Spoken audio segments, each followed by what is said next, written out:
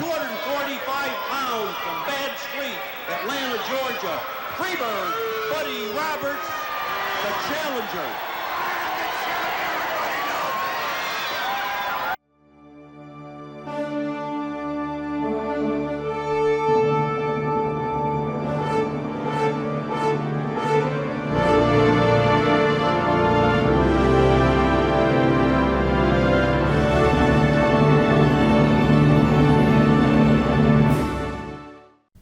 The man most of us know as Buddy Roberts was born Dale Hay on June 16, 1947 in Vancouver, British Columbia, and lived in the small city of Newton, about 36 kilometers away.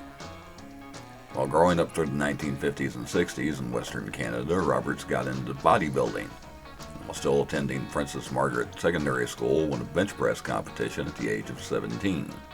During this time, he also became a pro wrestling fan, having particular favorites in Don Leo Johnson and Gene Kiniski. After graduating high school, the barrel-chested Roberts worked in a sawmill and found part-time work as a bouncer in a nightclub. After roughly a year, Roberts befriended a Canadian-born wrestler portraying an Irish tough guy known as Red McNulty. McNulty trained Roberts in 1967, helped Buddy get booked in Stu Hart's Stampede wrestling promotion based in Calgary, Alberta. Originally wrestling under his real name, Roberts' first match was a time-limit draw against Bob Richards at the Sales Pavilion in Edmonton, Alberta. It was a rough start in pro wrestling for the then 20-year-old Roberts, having 2 to 3 matches a week and only making about $50. Roberts lived in Stu Hart's house, sleeping on a mat in the infamous training dungeon in the basement, and sometimes sharing that mat with Stu's father. Roberts' venture into Stampede wrestling only lasted 3 weeks before, half-starved, Roberts returned to British Columbia thinking his pro wrestling dreams were over. Roberts may well have been left to a life of working in sawmills or bouncing at bars if not for his friend Red McNulty coming through for him again. McNulty, who by this time had moved on to the Montreal territory working as Ivan Koloff, convinced the Rougeaus to give Roberts a chance. Roberts' second venture into pro wrestling went much better. Working as a babyface under the name Dale Roberts, Buddy worked his way into the upper mid-card, battling the likes of Maurice Vachon, Waldo Von Erich, and his real-life friend Ivan Koloff. While things were going well working for the Rougeaus, Roberts knew to truly make it in pro wrestling, he would have to make it in the United States, where there were far more territories, more opportunities, and more money. In 1970, Roberts traveled to his first U.S. territory, working under the name Buddy Smith in Vern Gagne's Minnesota-based American Wrestling Association, while going back to Canada occasionally to work as Dale Roberts. In the AWA, it was basically starting over again for Roberts as he worked opening matches and helped set up and tear down the ring for house and spot shows. It was far from the upper mid-card he was working in Montreal, but going to the AWA would be a key to Roberts' future success in pro wrestling. Also paying his dues as part of the ring crew and working opening matches on the cards in Gagne's employ was a big young fellow named Bob Windham, a man wrestling fans would come to know as Blackjack Mulligan. Roberts and Mulligan became friends in those early days, traveling together on long road trips and even occasionally working against each other in the ring. Sometimes Roberts and Mulligan would get into friendly debates over who would get to be the heel in those opening matches. Typically, they would swap back and forth. While meeting Mulligan gave Roberts a long-time friendship, there were 2 other contacts Roberts made that would prove to shape his future. One was a man named Red Sutton, who carried things like the wrestlers' ring jackets back to the dressing room from the ring and sometimes helped out in other jobs. Sutton would go on to fame as manager Sir Oliver Humperdinck. The other was Cowboy Bill Watts, an established star who was just beginning his career as promoter. It was Watts who gave Roberts his first real big break. Watts was so impressed with the young Canadian, he asked Gagne to release him from the AWA so he could take him to the Tri-State region, a territory based in Oklahoma he was booking with Leroy McGurk. It was Watts that gave the wrestler the name Buddy Roberts, dyed his hair blonde, and teamed him with veteran Jerry Brown to form the Hollywood Blondes. It would be Roberts' first time at the top of the card as the tag team took on top babyfaces like Watts, Billy Red Lions, and Danny Hodge. Brown and Roberts quickly became one of the top heel tag teams in wrestling, winning the territory's version of the United States Tag Team Championship in May 1970. That first title reign would be short, with the Blondes dropping the belts to Hodge and Luke Brown just 3 weeks later. However, they would quickly regain them and hold the tag belts through the rest of the year, dominating the tag team scene in the tri-state region. Finally, the Blondes lost the belts to Watts and Lyons in January 1971. Roberts and Brown would also travel to the Montreal territory, where Buddy would appear under the name Dale Roberts, as he was already established there. In Quebec City, the Blondes won the Grand Prix Tag Team Championship from the Vachon brothers with a new element to their arsenal. Buddy's old friend Red Sutton made his debut as the Blondes' manager, Sir Oliver Humperdinck, instantly drawing boos from the crowd with his verbal skills and odd dress. Brown and Roberts would go on to win the U.S. tag belts a third time in 1973 before taking their talents to Florida, where they again dominated the tag team scene through the summer of 1974 as Florida Tag Team Champions. After a run in Hollywood wrestling in Los Angeles that saw them hold the America's Tag Team Championship, as well as a quick stint in Japan, Roberts and Brown returned to the tri-state promotion near the end of 1975. In March of 1976, they beat Greg Valentine and Gorgeous George Jr. for another run as tri-state tag champions, but the reign would prove to be short. After a dispute over pay and billing, Roberts and Brown dropped the belts to Buck Robley and Bob Slaughter, soon followed by the Blondes moving on again. After short runs in Florida and Jim Crockett's Mid-Atlantic territory, Roberts and Brown had one last successful run in Memphis. They won the AWA Southern Tag Team Championship in July 1977 and traded those titles back and forth with Norval Austin and Pat Barrett through to September. Roberts and Brown cordially split after that run and went their separate ways. Roberts would set out on a singles run, luckily having a legend in his corner. The same ability to work that caught Watts' eye when Buddy was in the AWA also caught the attention of Johnny Valentine. A pro wrestling legend, Valentine debuted as a wrestler in the late 1940s and found success with various title runs in the National Wrestling Alliance and the Worldwide Wrestling Federation. Unfortunately, Valentine's career came to a violent end when the twin-engine Cessna 310 he was on crashed outside Wilmington, North Carolina in 1975. Valentine broke his back in the crash and bone fragments were embedded in his spinal column, paralyzing him for life. It was an abrupt end to a wrestling career that lasted almost 30 years, but Valentine stayed involved in the business as a manager.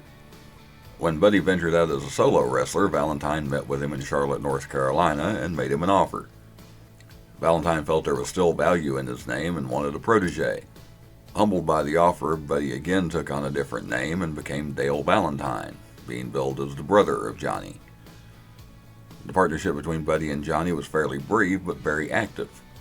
After a short stint in Florida, Buddy moved on to Texas, where he won the Texas Heavyweight Championship against Al Madrill, losing it 2 months later to Bruiser Brody. Buddy and Johnny even partnered up outside the ring, opening a bar and restaurant in San Antonio. Though the two were finding success together, Buddy and Johnny split amicably in 1980, leaving the door open to the opportunity that made Buddy Roberts a legend himself. Moving back to Oklahoma with no plans on the agenda, Buddy again got a call from Bill Watts about coming to work in what was now known as Mid-South Wrestling. Watts had come across a young tag team that had appeared in the Memphis and Georgia territories. One was an excellent worker and one an excellent talker. Watts only wanted the worker, but couldn't get one without the other. He wanted to insert Buddy into the mix to help balance things out in the ring when he brought them into the territory. Watts sent Buddy a plane ticket, and he arrived in Shreveport for a TV taping at the Irish McNeil Boys Club, where he had appeared many times with Jerry Brown. The wrestlers typically dressed on the second floor, but Buddy and Jerry would usually go up to the third floor where no one was and kept to themselves. Just like the old days, Buddy went up to the third floor, but he was not alone. There he found two young men doing the same thing he and Brown had done, keeping to themselves. It was Michael Hayes and Terry Gordy, the young wrestlers Watts was teaming him up with. Roberts would later say there was instant chemistry between the three. They were all like-minded and minding their own business, liking to party, and being night owls. Helping with that natural chemistry was the fact that Watts didn't tell them what to be. He let them be themselves, and according to Roberts, being a Freebird was as close to being the real person he was in his wrestling career. What you saw on TV and in the ring was just a slightly exaggerated version of the real men behind the wrestling personas. As much as Buddy, Michael, and Terry gelled with each other, that was how much Mid-South fans hated them. Almost immediately after becoming a three-man team, the Freebirds were cast into a feud with the enormously popular Junkyard Dog. During a tag match pitting Buddy and Gordy against JYD and Buck Robley, the infamous Freebird hair cream made its first appearance. The cream was rubbed into JYD's face and, in storyline, blinded him. To increase the heat on the birds, fans were told JYD missed seeing the birth of his child. Mid-South fans went insane.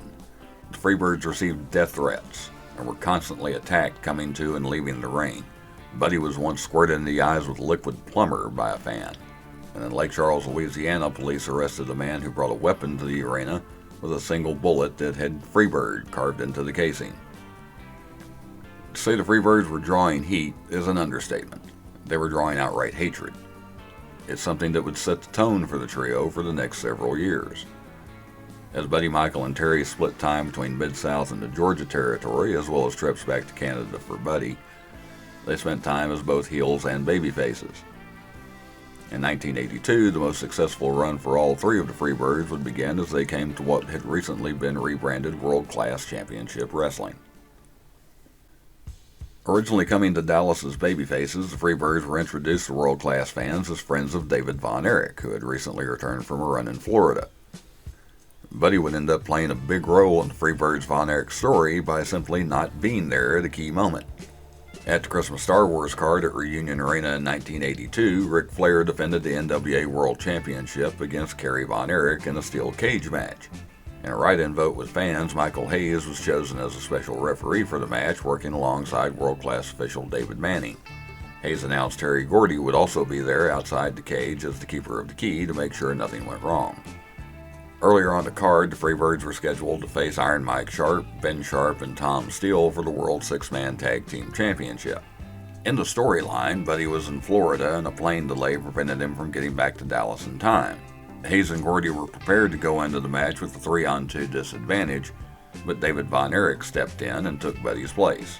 Not only did David fill in for Buddy, but he got the winning pinfall over Mike Steele to win the tag championship. When the match was over, David surrendered his third of the six-man title to Buddy.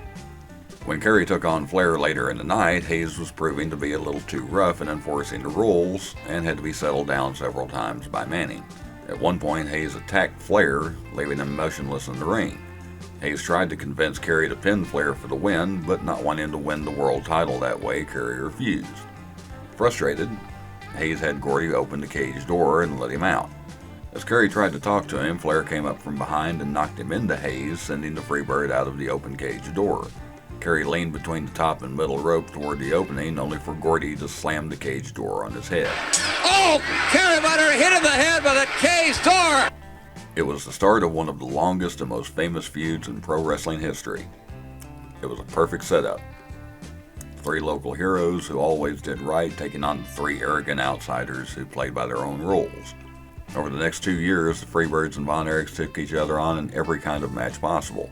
Cage matches, country whipping matches, bad street matches. Fritz Von Erich even temporarily came out of retirement for a match. All the while, the teams traded the six-man tag team championship back and forth. The fans couldn't get enough. The feud even boiled over into real life in a Texas versus Georgia rivalry. While Buddy's absence was an integral part of starting the feud, he was right in the middle of it the rest of the way. Buddy would not only make use of his experience as a worker, but he added the element of sometimes being comic relief, opening things up to other rivalries. Aside from battling the Von Erichs, Buddy also feuded with David Manning for a time, facing the referee with one arm tied behind his back after Manning embarrassed Buddy by knocking him to the ground.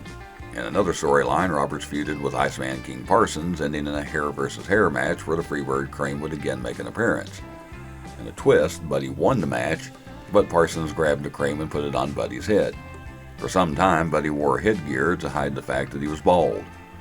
The Freebirds would also feud with Skandar Akbar's Devastation Incorporated, as something of a triangle feud developed between those two factions and the Von Erichs.